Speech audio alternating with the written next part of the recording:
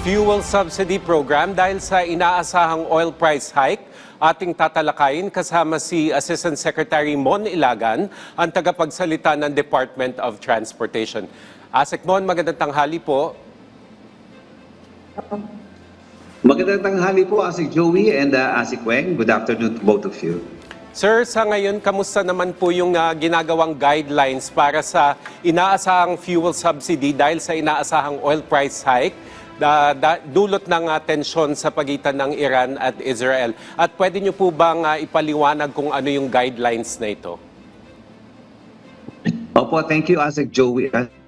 Unang-una po, pinag-utos ni Pangulong Bongbong Marcos na pabilisin po ang distribution ng fuel subsidy sa mga apektado pong public utility vehicles, operator, at drivers, oras na mag-take effect po itong big-time oil price hike. Dala po ng ongoing conflict sa pagitan po ng Israel at gayon din po ng Iran.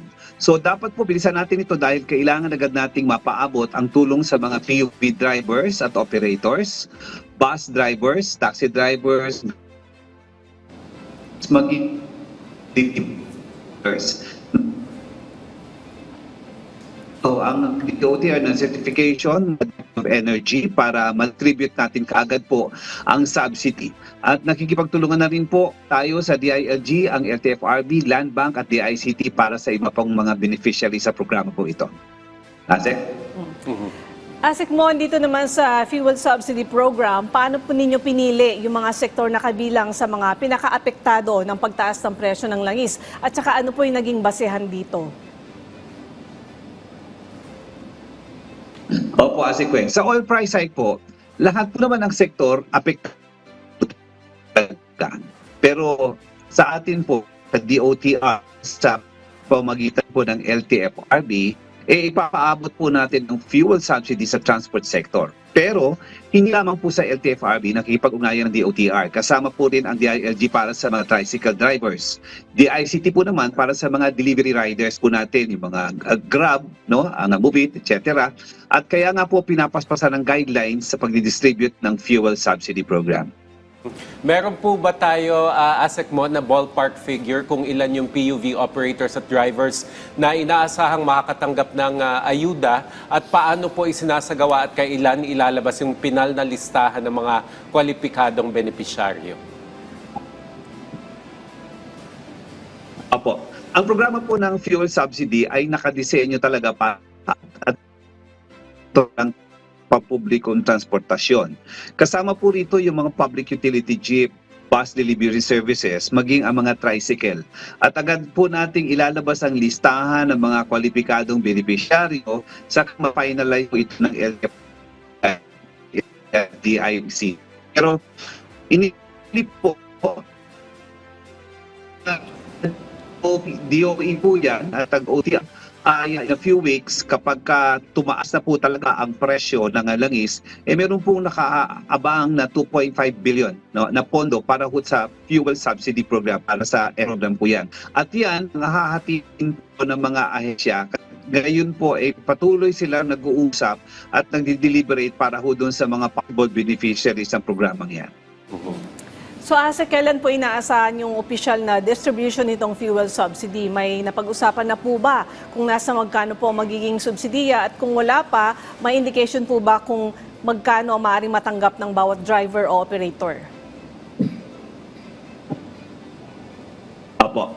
Alam po ninyo sa utos ng ating kalihim, Secretary Vince Dizon, sa oras po na mag-take effect kaagad ang big-time oil price hike, ang estimate natin po na papatak na 5 piso para sa diesel at 3 piso po naman sa gas ay kaagad po na ipalalabas ang tulong sa fuel subsidy. Iyong halaga po amount ng fuel subsidy na ibibigay ng pamahalaan ay isasapinal pa po yan batay sa guidelines o mekanismo na gagawin po ng LTFRB, DILG at DICT na sa kanila po kasi na rin yung mga data.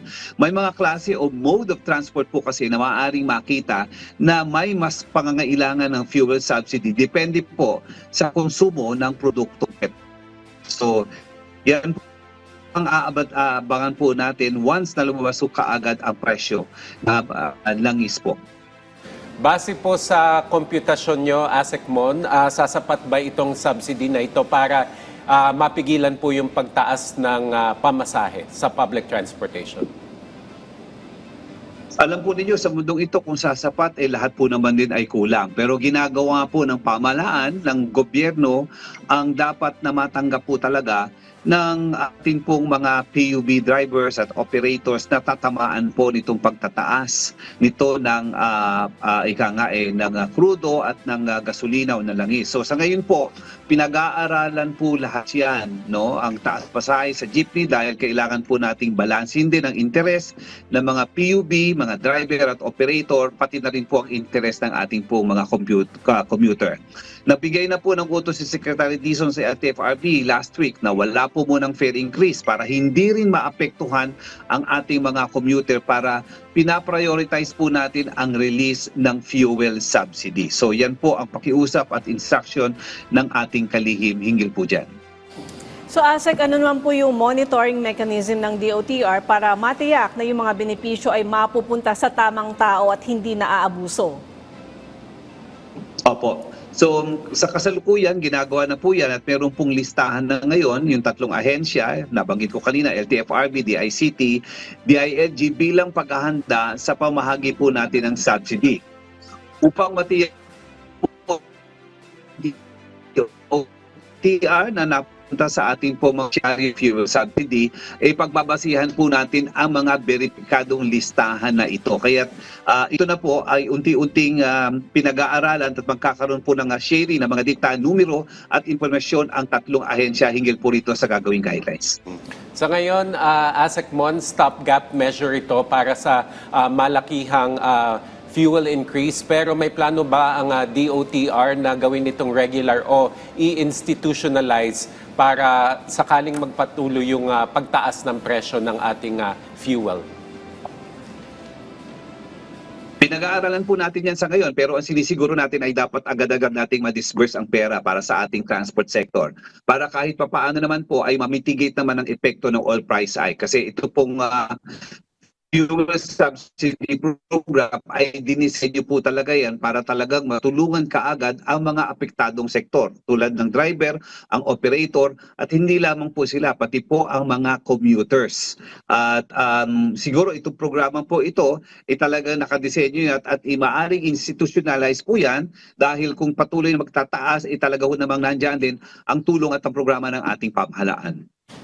ASEC, ano naman po yung panawagan ninyo sa lokal na pamahalaan at sa private sector kaugnay nitong pagtutulungan para mapagaan yung epekto nitong krisis sa langis? Unang-una po, kinakailangan talaga ang kahandaan ng lahat. No? Hindi lang ang DOTR, hindi lamang ang LTFRB, hindi lamang ang DICT, maging ang mga local government units. No? At kaugnay po niyan ay sinisiguro po ng ating Pangulong Bongbong Marcos Jr. na nakapagbigay na siya ng direktiba ng kahandaan ng pamahalaan. And this is going to be the whole of government approach para sa krisis na ito. Nagbigay po ng assurance si Pangulong Marcos ng kahandaan ng pamahalaan para matulungan po ang sektor na lubhang maapektuhan ng oil price hike. So, ang sektor na ito at gayon din po ang amang ASECMON, may tanong lang ako, paano doon sa mga private individuals na hindi naman po lahat ng may sasakyan ay talagang kaya yung pagtataas ng presyo ng langis? Meron po ba kayong naiisip din na paraan o hindi man subsidy, at least may konting tulong? Kasi hindi naman lahat ng may sasakyan, di ba, ay maa-afford, o pwede bang magkaroon din sila ng subsidy, or anong payo nyo sa kanila? Opo. Sa ngayon, so far, ang kahandaan ng gobyerno, nakatuon po ang budget, ang focus, ang attention sa pagsagawa ng fuel subsidy program, sapagkat ito po naman ay dinisenyo upang sa ganun ay matulungan po talaga ang sektor ng transportasyon na talagang tatamaan po dito. For all other assistance and support, siguro po ay makakasama na rin dito ang iba pang mga ahensya, maging ang NEDA, no? Kasama rin po diyan para kung ano rin ang magiging epekto nito consumers natin at sa mga stakeholders po natin. Lahat yan ay nasa tinatawag po natin ang pag-uusap ng ating po pamahalaan. Pero of course with the leadership ng ating po Pangulo. ASECMON, mensahe nyo na lang po sa mga maaapektuhan ng nakaambang fuel price hikes. Okay, nakastandard na po ang DOTR at ang LFTRB at ang ibang mga ahensya ng pamahalaan sa utos ng ating Pangulong Bongbong Marcos. At garantiya po namin na pinaplansya na po lahat po ng guidelines at